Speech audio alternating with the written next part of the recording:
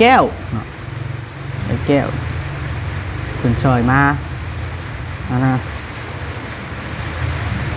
จำนวนทั้งเบิดนะพี่น้องเลยเนาะ55,000 บาทเนาะพี่น้อง55,000 บาทให้ช่างเวียงรวมแล้วนะพี่น้องเนาะมันเท่าให้แบบกระจิกกระจอกนะ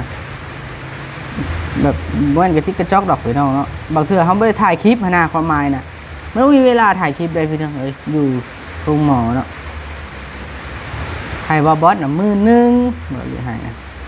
บอบอส10,000แล้วก็เนื้อสิบวก10,000สั่งเวียงเนี่ย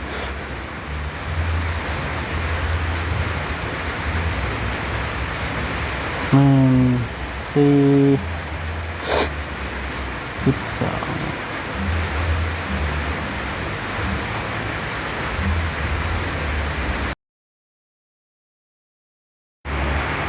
เอาแล้วพี่น้องเนาะบาดนี้สวัสดีพี่น้องสวัสดีเด้อทักทายสวัสดีบอลี่ก็เป็นวัดพี่น้องฝนมันตกอยู่หันได้ฝนมันตกหลายมื้อเลย4 5 6 7มื้อได้ฝนตกนะคือว่าตกดีแท้แล้วพี่น้องเพิ่นเว้าแต่ยังน้อยว่าฝนตกน่ะเหี่ยวเทวดาพี่น้องเทวดาวิเทิงเหี่ยวก็เหี่ยวลงมา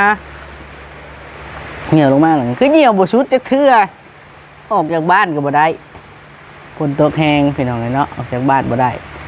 ทางเปื้อนย่างไปใส่ก็บ่รอดพี่น้องเลยย่างไปใส่ก็ได้นะมื้อนี้พี่น้องเลยเนาะสิมาอัปเดตนั่นอาการแต่ละคนว่าจะเป็นจังไดเนาะสิเล่าสู่ฟังเพราะว่าเขาถ่ายเด็กน้อยบ่ได้เด้พี่น้องถ่ายเด็กน้อยบ่ได้ก็เลยอันสิเล่าสู่ฟังเอาอาการของเท่าวิวก็เท่าวิวน่ะเศร้าแล้วพี่น้องเศร้าไอเศร้าหยังแล้วมีแต่ว่าวันที่14เนี่ยท่านหมอเพิ่นให้ไปต่อยาแล้วก็ได้ยาเกี่ยวกับวัณโรคแน่แล้วก็บำรุงจูงใจพี่ช่างแน่นะพี่น้องเนาะทาทูบัดนี้ทาทูลูกข่อยนี่ลูกเบาลี่นี่มื้อวันที่7พี่น้องวันนี้ก็ที่5 6 7เนาะเพิ่นก็ไปให้กวดคืนอยู่ห้องหมอมุกดาหารมุกอินเตอร์ชาแนลเนาะก็เบาลี่ก็สิพาลูกไปกวดคืนนั่นแหละพี่น้องเนาะค่าใช้จ่ายก็คือสิบ่สูงปานใดกวดคืนเนาะพี่น้องคือสิประชุมปานใดที่ค่าใช้จ่ายกวดคืนลูกเบาลี่นี่หันแล้วพี่น้องเอ้ยเนาะไอก็บ่ได้ไอนะว่าคืนนี่พี่น้องเอ้ยคือบ่ได้ปรากฏว่าเราบ่ได้ไอเบิดคืนหันกินก็เก่งพี่น้องเนาะแลนหันแหละเว้าก็เก่งกินก็เก่งอีกเดี๋ยวนี้ไข่ก็บ่ได้ไข่2 วันแล้วพี่น้องเอ้ยเนาะไข่แต่มื้อทำอิฐมื้อที่2บ่ได้ไข่เรามาก็ได้เนาะพี่น้องเนาะแล้วน่าจะหันปรับตัวเนาะกับได้ว่าซั่นซะแล้วก็แล้วน่าจะดีไข้แล้วน่าจะเกือบหายเป็นปกติเพราะว่าเฮาไปกวดคืนกับท่านหมอเพิ่นว่ามีแต่ว่ากินยาตามท่านหมอเพิ่นวางให้เบิดแล้วมันก็สิดีไปเองบ่อยากให้เราเป็นหวัดเป็นหยังกันเป็นหวัดแล้วฉีดขี้มูกกินหยังออกเด้อเพิ่นว่าก็ถือว่าดีใจพี่น้องเนาะที่เราก็ไข้แน่ขึ้นว่าซั่นซะนอนยังไม่ตื่นช่ำพี่น้องยังไม่ได้ไอเถื่อหรอกมั้งคือไม่ได้ยินนะเมื่อคืนไอก็ไม่ได้ดันคือเก่าได้ชาทูเดอร์พี่น้องเนาะให้ลูกเบาลี่ดีเศร้าให้ลูกหลานดีเศร้าบัดทุกคนมันจังมีกำลังใจแล้วก็หาเงินหาคำแน่พี่น้องเนาะหาเงินหาคำหลายอย่างหลายแนวพี่น้องเนาะมาทาโทมมาชันซะทาโทมเขาใส่ตาเติมเขาใส่ดีอร่อยเนาะหลายคนกับแชทมาถามข้าวพี่น้องเนาะแชทมาถามข้าวโทรมาถามข้าวหลายคนก็ได้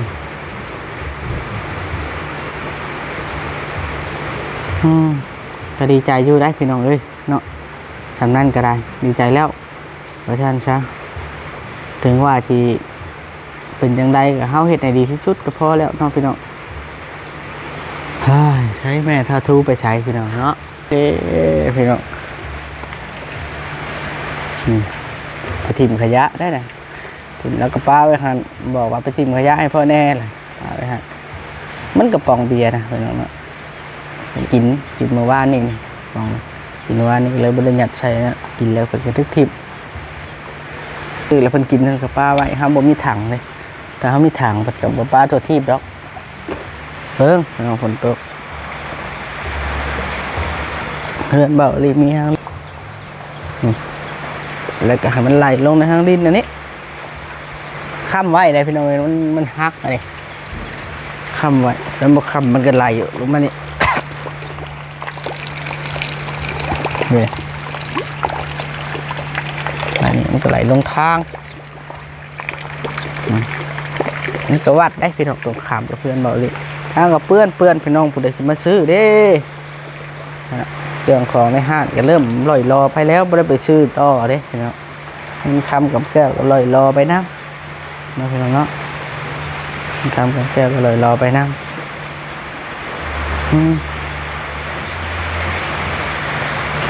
คำกับแก้วกับบ่เรือบ่ย่างมาสันซะ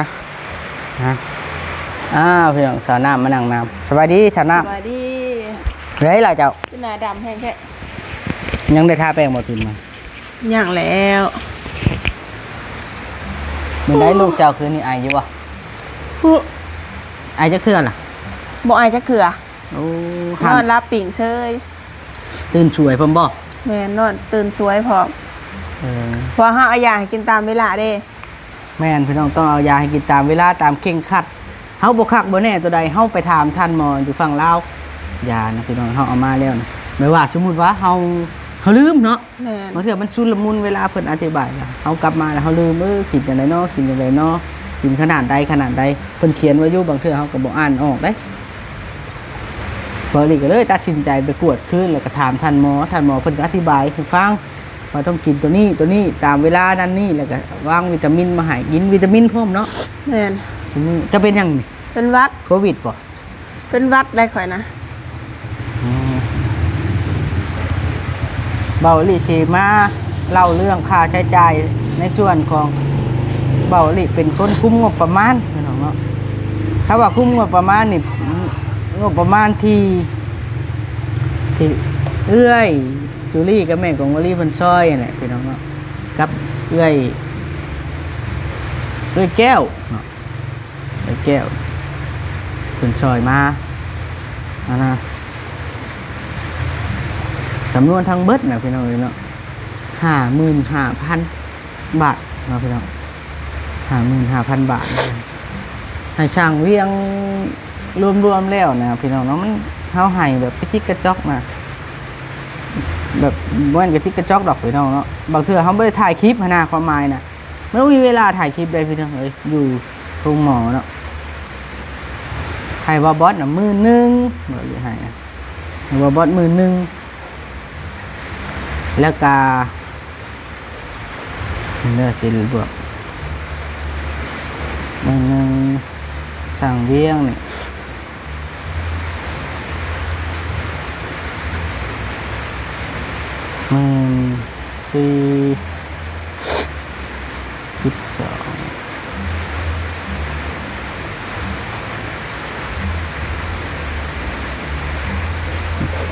ลืมละบอเลยก็ได้ให้จะเถื่อว่าให้สั่งเวียงเลยให้ทำอิฐนะกำให้เพิ่น30,000แล้วเพิ่นก็ส่งบาบอสนะส่งบาบอสประมาณ28,000 29,000นี่แหละให้สั่งเวียงนะพี่น้อง29,000บวก10 39,000ค่ารถ2,000บวกชื่ออันชาใช้จ่ายอยู่ห้องหมอก่อนมือมากับ1,000 55,000บวก42,000พอดีอันนั่นพี่น้องเนาะเงินทั้งเบิดเอาใช้จ่ายกะแล้วก็เขาเอาท่าทุทีไปพี่น้องเนาะเขาก็ใช้เงินจูลี่กับแม่กงวลีอยู่13,000 14,000เนี่ยพี่น้องขอบคุณคนหลายๆเด้อเนาะส่วนเงินที่พี่น้องฝากให้มี1,000แล้วก็ FC ฝากให้กับ1,000 เนาะเบาลี่ส่งอันบินให้บาบอสไปเอาเป็น 2,000 บาทครับบาบอสไปเอาไปให้อ้ายนะแต่ว่าเบาลี่ก็เลยบ่ได้เว้าในส่วนนี้เนาะในส่วนที่เบาลี่ได้จับงบประมาณตัวจริงอันนี้ก็คือทำนั้นพี่น้องเนาะเอาเล่าสู่ฟังจังหน่อย FC หรือว่าอันนั้นบ่เข้าใจได้พี่น้องเอ้ยเนาะเฮาเฮ็ดดีที่สุดเฮาให้ผู้ที่เพิ่นนักแล้วก็นั่นหลายกลัวอยู่แล้วเนาะพี่น้องเฮาบ่ได้แม่นว่าสิเห็นแก่ตัวเอามาผู้เดียวบ่มีดอกเนาะมีแต่ให้อ้ายผู้เพิ่นบ่มีอันนั้นนักอาการของอันนั้นนักอยู่แล้วเบาลี่กับสาวน้ำยังว่าพี่น้องเนาะเงินน้องชายเพิ่นช่วยแน่ แม่น บักละเอาล่าเด้พี่น้องเขาเคยช่วยแล้วตอนเราถึงยึดรถแล้วนะแล้วก็เลยให้เบาลีน่ะ 3,000 เนาะแล้วก็เงินน่ะมันยังอยู่พอได้ไปเอายาเอายังอยู่พี่น้องเนาะ มือหื้อนี่แล้วอันบ่มื้อนี้พูดจ้ะมือหื้อแล้วมื้ออื่นประหัสชุกใบนัดก็จักอยู่ไสได้นำจักบ่ผมขอให้ งานน่ะก็มีใบเดียวติ แม่น ของเจ้าดิจ้ะ ขอยบ่ได้มีนัดได้ มีอย่างไหนขนาดใบนั้นคือกันอีก มีบ่3 เดือนพุทธ งั้นเด้เป็นคือกันนี่ล่ะพี่น้องเอ้ยเนาะนี่ก็คือเฮาเล่าสู่กันฟังว่าท่านซะทางเอื้อยกับแม่เพิ่นซอยครอบครัวเฮาอีหลีอันนี้ก็บ่แม่นว่าเฮาบ่ได้อันนั้นในพี่น้องเฮาเว้าถึงเบิดทุกทานที่ช่วยเฮาเนาะคือป้าแหวนเมื่อก่อนเนาะเราก็ช่วยเรื่องอันขอไก่ขอหยังพี่น้องแล้วก็ช่วยให้เงินให้ค้ำเนาะเฮาก็จำชื่อแล้วก็ฮู้บุญคุณเพิ่นคือกันพี่น้องเนาะแต่ว่ามันฝนตกแล้วเลยเฮาบ่ได้เฮ็ดขอไก่ขอหยังเงินก็ใช้ลอยรอไปเนาะ แม่นแล้ว พุ่นแล้วเฮาก็บัดยามแรงยามหยังเฮาจังสิเริ่มโครงการกับบ่บอสเนาะพี่น้องจังสิได้ให้เพิ่นเห็นดังตัวจริงนะน้องพี่น้องเนาะเพิ่นช่วยเฮาอยู่แต่ว่าเฮาก็อันหักแพงเพิ่นเคารพเพิ่นฮู้บุญคุณเพิ่นตลอดนะพี่น้องเฮาบ่เคยลืมไผเนาะคือเพิ่นช่วยเฮาว่าซั่นซะคือเฮามาเล่านี่นะบ่ได้แม่นว่าเฮาสิเว้าอ้างหรือว่าชี้แจงอีสังนะพี่น้องเนาะเพราะว่างบประมาณตัวนี้นะด้วยจูลี่ก็แม่นบ่ลี่ทำฮู้นำอยู่แล้วแล้วก็ให้เบาลี่เป็นผู้เบิ่งเงี้ยอยู่แล้ว อันใดควรใส่ตัวไรหั่นนะเนาะ เพราะว่าเฮาน่ะบ่แม่นสิเฮ็ดโลโลเลเนาะพี่น้องว่าเฮาเป็นผู้ถืองบประมาณบ่ว่าเฮาสิอันใช้หลายบ่แม่นนะพี่น้องเนาะเงินขวหมูแน่เงินชาวน้ำขายเครื่องแน่ไปตะลุ่มบ่อนใช้อะนะ เงินขายเครื่องเงินขีบกว่าจนหมดแล้วเด้ว่าสิซื้อเครื่องสหายขึ้นบ่มีแล้วบาทเลย แล้วเบิด20,000ปลายๆน้อยนึงบ่ได้ปานใดแต่ว่าเฮาบัดยังมีนัดอยู่เนาะรวมๆแล้วตั้งแต่เจ็บโซมานี่นะเบิดเงินอยู่หลายล้านแหละตั้งแต่เริ่มทั้งสาวน้ำโซแน่ทั้งลูกโซแน่หลานโซแน่ ต้องพอเฒ่าผอมแล้ว แม่นหลานนี่บ่แม่นได้ว่าเบาหลีบ่ซอยนะตั้งแต่เราไข่อย่างแรกเบาหลีพาไปหาหมอหาช่างเบาหลีจกเองเบิด2 3 4ล้านเบาหลีบ่ได้เคยขึ้นนั่นได้แต่ข้าวลูกเฮาบ่ทันได้ไข่ว่าซั่นซะแต่ข้าวอันเท้าเด้งนะเท้าผู้เพิ่นเสียค่ะเฮาซอยอีหลีหลานแต่เฮาก็บ่ได้ถ่ายคลิปถ่ายหยังเฮาบ่ได้เว้าพื้นอีกนะเฮาซอยแบบไอ้ดีรอลูกหลานแต่ละคนนี่ยังหาให้กินเขาเป็นคนจังซั่นพี่น้องเบาหลีเชื่อว่าคันเฮ็ดความดีน่ะบ่ทางหนึ่งกับทางหนึ่งเนี่ยตกน้ำบ่ไหลตกไผบ่ไหม้คือผู้ใหญ่ใจดีเพิ่นคือกันพี่น้องเนาะเพิ่นเฮ็ดความดีกับเฮาซอยเด็กน้อยซอยผู้ใหญ่ซอยเด็กน้อยซอยคนทุกข์ยากเพิ่นก็ได้บุญของเพิ่นอานิสงส์ของเพิ่นเนาะบุญของเพิ่นเอาบุญเพิ่นมาคันเพิ่นบ่เป็นคนที่มีจิตใจดีแต่เพิ่นบ่ซอยเฮาเนาะบ่ว่าไผเงิน100 บาทก็เป็นคุณค่าเงิน1,000 บาทก็เป็นคุณค่าเนาะ แม่นแล้ว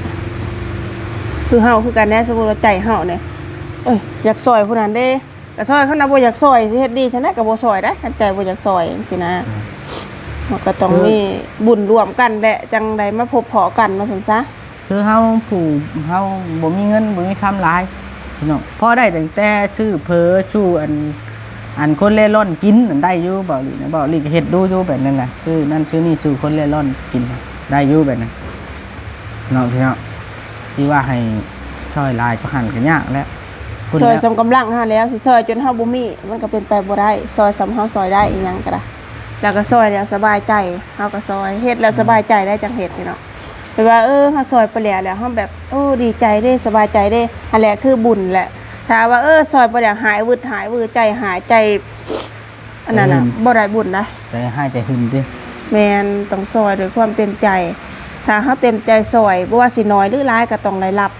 ผลที่เฮาทำลงไปว่าซั่นซะ เลยดีใจอยู่พี่น้องดีใจที่ลูกเนาะลูกแล้วก็หลานคือลูกว่าบอสก็ใครแน่อยู่พี่น้องเนาะ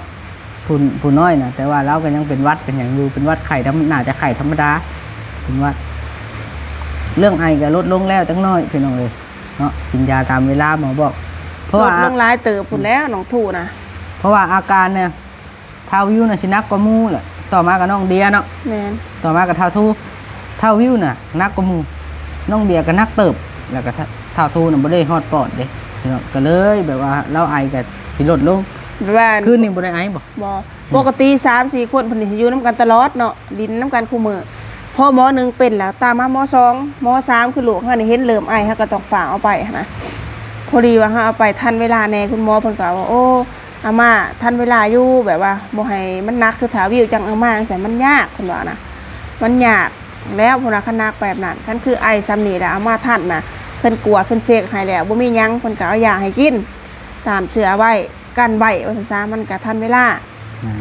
แบบว่าคือถาวิวก็เอาไปฮุกหมอตลอดได้พี่น้องเอ้ยไปกวดไปเช็คตลอดอยู่บ้านเฮาก็ได้แต่ว่าเพิ่นก็จัดยาจัดหยังให้กินเนาะเหมือนได้ว่าเป็นนักไหนจังขาหมกโลดน่ะบ่ปัวมาตลอดเลยซักยาข้าวน้ำเกลือให้ตลอดแต่ว่ามันหักบ่เศร้าเนาะพี่น้อง ร่าง เนาะ กายคนน่ะมันบ่คือกันเพราะแม่น ร่างกายคน บางคนก็ถือยาอันนึงบางคนก็ถือยาอันนึงได้สารเพิ่นก็บ่เฮ็ดมาหลายยาแล้วยาอันนั้นอันนี้เห็นล่ะมัน แล้ว ก็ ภูมิต้านทานต่างกันเนาะพี่น้องภูมิต้านทานเท่าทูนี่คันแย่งหมู่แล้วก็ให้เรากินพวกมากไม้มากหยังแล้วก็ขนมนวมขนมนี่แล้วกินเก่งนี่แล้วหันพี่น้องเนาะแล้วหัน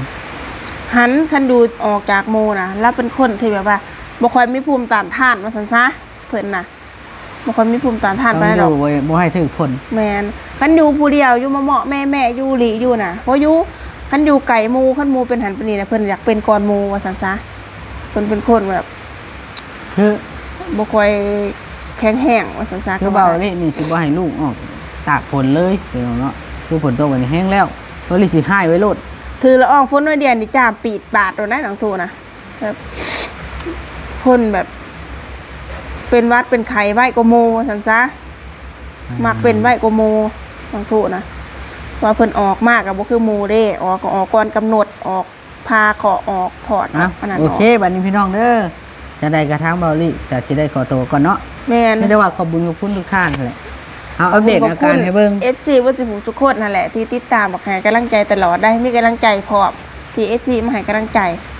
ทั้งเบิ่งบันเฮาข้ามมานี่เฮาก็สิไทยให้เบิ่งอีกข้ามมีโอกาสเฮาสิไปห้างเนาะแม่นน้องสู้ว่าอย่าข้ามไปไทยอีกเพิ่นว่าอย่าข้ามไปไทยอีกบอกกับสาหนามข้ามไปเฮ็ดหยังแม่บ่าวอยากข้ามไปขี่รถเมล์เพิ่นว่ามันคักเพิ่นว่าแต่เด็กน้อยมันบ่จักหยังดอกพี่น้องอยากขี่รถเมล์อยากขี่รถอีตุกเพิ่นว่าคือหายบ่จ้ะวะแม่ละถามมันคือหายอยู่ไปทำอิฐเฮาก็หายแล้วว่าบัดไปงอน2เฮาบ่หายดอกเขาว่าสิได้ไปอยู่ดอกสิได้พาเพิ่นไปอยู่พี่น้องได้ก็สิได้พาเพิ่นไป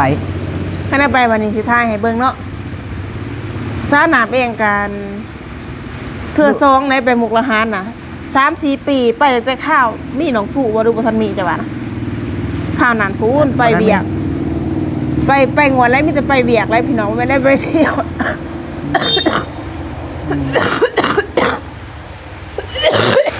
พี่น้องเนาะจามปีดจามปาดอยู่แต่ละคนจามปูดจามปาดอยู่นี่แต่ว่าฉะนั้นเราพี่น้องเบาดีจะเล่าสู่ฟังแบบนั้นแหละพี่น้องเล่าอาการลูกหลานแล้วก็เล่าอาการตัวเองนะเนาะหลายอย่าง หลายๆสิ่งเราต้องมีสติขึ้นมาวันนี้ก็คือเบาลีคาดว่าจะมีสติขึ้นกว่าเก่าได้พี่น้องเอ้ยเขาใช้ชีวิตเนี่ยหนึ่งคือบ่ประมาทสองคือการอยู่การกินเขาต้องรู้จักแบบนี้นะเบาลีที่รู้สึกว่าเขาต้องรู้จักกูเก่าเลย นั่นนี่ลูก โอเคพี่น้องเด้อสำหรับคลิปนี้ก็สิได้ขอตัวก้อนใหม่พี่น้องสวัสดีเบิร์ดสุขุสุขคนเด้อพี่น้องสวัสดีไปบ๊ายบาย